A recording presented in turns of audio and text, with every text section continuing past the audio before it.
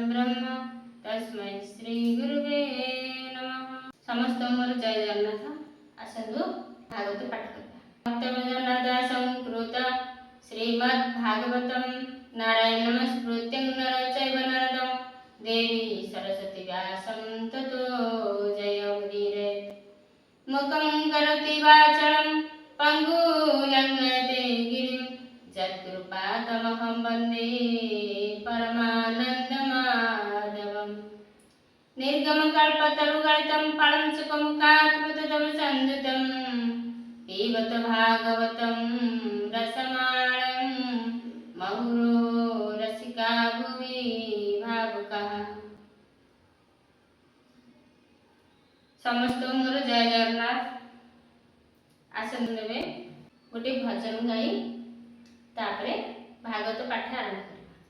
बड़ देउळे बसिछि बड़ ठाकुर जगन्नाथ नाम किए देला तुमारा। बड़ बड़ भुज देखि आनंद विभोर हुए मन मोहर। बड़ देउळे बसिछि बड़ ठाकुर बड़ बड़ धनमाल लंबी अछि पाद तळ शंख चक्र गदा पद्म करे तुम्हारा। बड़ देउळे बसिछि बड़ ठाकुर जगन्नाथ नाम किए देला तुमारा। बदन दिशाई शोभा केड़े मन लबा खंडुआ पाट साड़ी कुकुसुम हार। बड़ देउळे बसिछि बड़ ठाकुर जगन्नाथ नाम किए देला तुमारा। हृदय रत्न पदक दिशुताई झकमक कपड़े अलक माल दिशे तुम्हारा। बड़ देउळे बसिछि बड़ ठाकुर जगन्नाथ नाम किए देला तुमारा। हस हस मुख चंद झरु अछि मकरंद से अमृत पाई भक्त हेबे उद्धार। बड़ देउळे बसिछि बड़ ठाकुर जगन्नाथ नाम किए देला तुमारा। बड़ देउळे बसिछि बड़ ठाकुर मंगल आरती करुथिबि तब स्मृति गरुड़ पछरे थाई करुछि हारम। बड़ देउळे बसिछि बड़ ठाकुर जगन्नाथ नाम किए देला तुमारा। भागवत पाठ करवा। सप्तम अध्याय ब्रह्मवाच। आमे गत अध्याय सुनिथिले जे ब्रह्मा तांको पुत्र नारद को ए सृष्टिर वर्णना केमिति करिसंती तांको द्वारा भगवान कहउथिले। एबे भगवानकर लीलावतर कथा ए सप्तम अध्याय रे सुनिबा। भगवान केउ रूपरे की लीला करथिले से कथा एबे ब्रह्मा नारद को कहउछन। सप्तम अध्याय ब्रह्मवाच। सुन नारद मुनि वर भविष्य लीला अवतार अशेष जनक रहिते सुन कहिबा तो व्रते पद्मकल्प पर्यन्ते हरि शुकर रूपे अवतारी। एठारे ब्रह्मा नारद को कहउछथि देवर्षि नारद को जे पद्मकल्परे भगवान शुकर रूपरे अवतार हेतिले।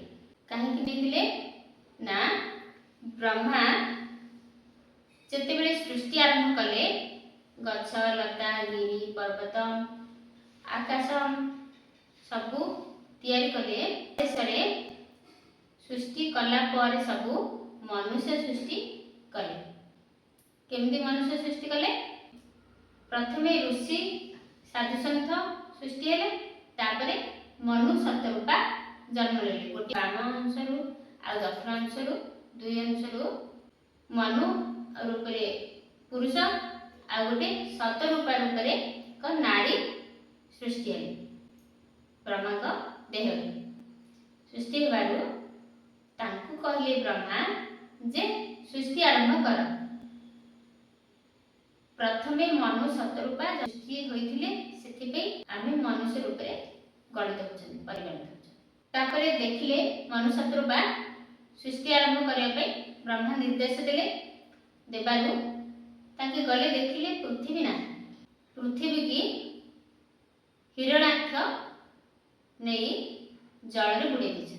से सर्व जगमय पात्रे धरणी उधारिबा अर्थे आदि असुर अवतार प्रचंड हिरणाक्ष वीर ताहाकु महानव जळे दंते बिदारिले पाताळे। वज्रे जे सन महाधर हेले विनाशिले असुर। अरे भगवान पद्मकल्परे अंते हरि शुकर रूपे अवतार। କାହିଁକି ନା ଏ ପୃଥିବୀକୁ ହିରଣ୍ୟକଶ୍ୟପ ଆଉ ହିରଣ୍ୟାକ୍ଷ ଦୁଇଟି ଅସୁର ଥିଲେ। ବଜ୍ର ଯେ ଶନି ମହାଧୀର ହେଲେ ବି ନାସିଲେ ଅସୁର, ସେ ପୁଣି ଋଷି ରୁଚି ଘରେ। ଦିତି ଆଉ କଶ୍ୟପଙ୍କ ଉଦରେ ହିରଣ୍ୟାକ୍ଷ ଆଉ ଦିତି ଗର୍ଭରେ ହିରଣ୍ୟାକ୍ଷ ଆଉ ହିରଣ୍ୟକଶ୍ୟପ ଜନ୍ମ ନେଇଥିଲେ। ଏମାନେ କିଏ ନା ଜୟ ବିଜୟ ନାମରେ ଦୁଇଟି ଦ୍ୱାରପାଳ ଥିଲେ ଭଗବାନ ବିଷ୍ଣୁଙ୍କ ଦ୍ୱାରରେ।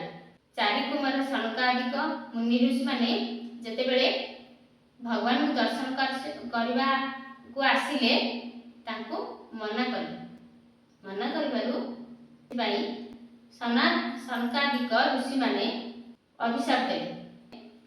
ଭଗବାନଙ୍କ ଦ୍ୱାରରେ ରହି ଆସୁରିକ ଆଚରଣ କରୁଥିବାରୁ ତୁମେ ଅସୁର ହୋଇଯାଅ ବୋଲି ଅଭିଶାପ ଦେଲେ। ସେଥିପାଇଁ ଆସି ଦିତି ଗର୍ଭରେ ହିରଣ୍ୟାକ୍ଷ ଆଉ ହିରଣ୍ୟକଶ୍ୟପ ରୂପେ ଜନ୍ମ ନେଲେ। ଏହି ହିରଣ୍ୟାକ୍ଷ ପୃଥିବୀକୁ ନେଇ ସମୁଦ୍ରରେ ଲୁଚାଇ ଦେଇଥିଲେ। ସେଥିପାଇଁ ଭଗବାନ ଶୁକର ରୂପେ ବରାହ ରୂପରେ ଅବତାର ନେଲେ ଆଉ ଧରଣୀକୁ ଉଦ୍ଧାରିଲେ। ଆଦି ଅସୁର ଅବତାର ପ୍ରଚଣ୍ଡ ହିରଣ୍ୟାକ୍ଷ ବୀର, ତାହାକୁ ମହାନବ ଜଳେ ଦନ୍ତେ ବିଦାରିଲେ ପାତଳେ। ବଜ୍ର ଯେ ଶନି ମହାଧୀର ହେଲେ ବି ନାସିଲେ ଅସୁର, ସେ ପୁଣି ଋଷି ରୁଚି ଘରେ ଜନ୍ମିଲେ ଆକୁତି ଉଦରେ।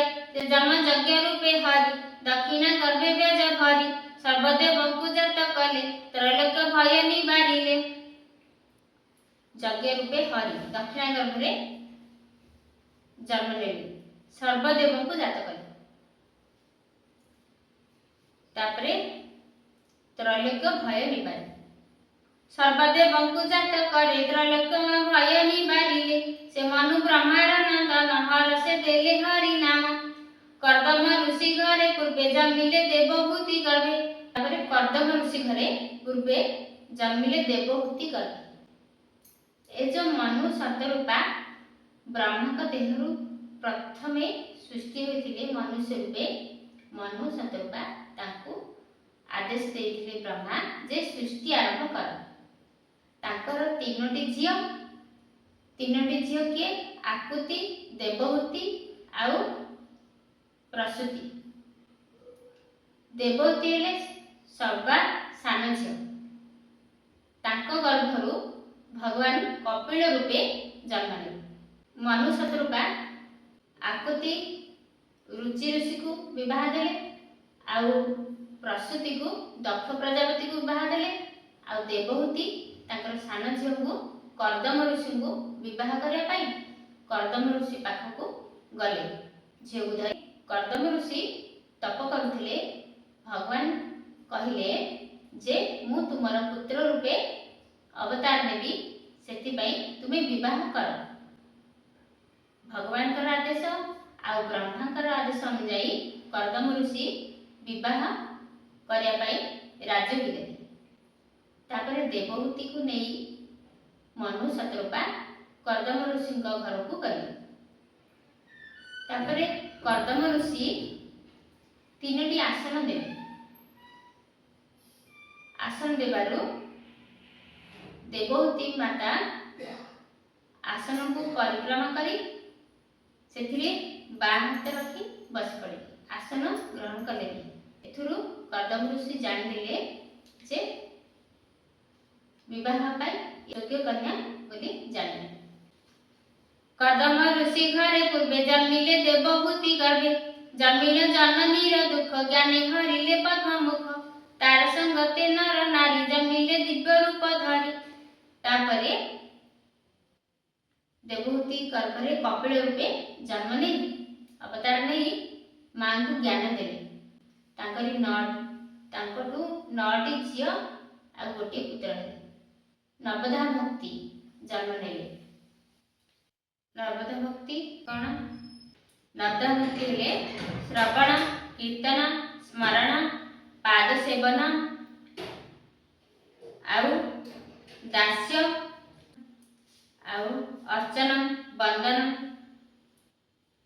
ଆଉ ଆତ୍ମ ନିବେଦନ। ଏ ହେଲା ନବଧା ଭକ୍ତି।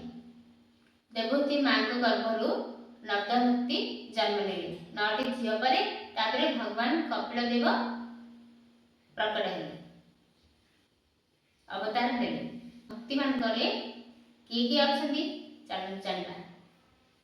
ଶ୍ରବଣରେ ପରିଚିତ, କୀର୍ତ୍ତନରେ ବ୍ୟାସସୂତ, ସ୍ମରଣ ଭକ୍ତିରେ ଶ୍ରେଷ୍ଠ ପ୍ରହ୍ଲାଦ ବୀର, କମଳା ପାଦ ସେବାରେ ପୃଥୁରାଜ ଅର୍ଚ୍ଚନରେ, ବଦନ ଭକ୍ତିରେ ଶ୍ରେଷ୍ଠ ବୀର ଭକ୍ତ ଅଙ୍କୁରମ୍, ବନ୍ଦନ ଭକ୍ତରେ ଅଙ୍କୁରମ୍, ଦାସ କପି ସଖ୍ୟ ଅର୍ଜୁନ, ଆତ୍ମେ ନିବେଦନେ ବଳେ ହୋଇଲେ ଧନ୍ୟ।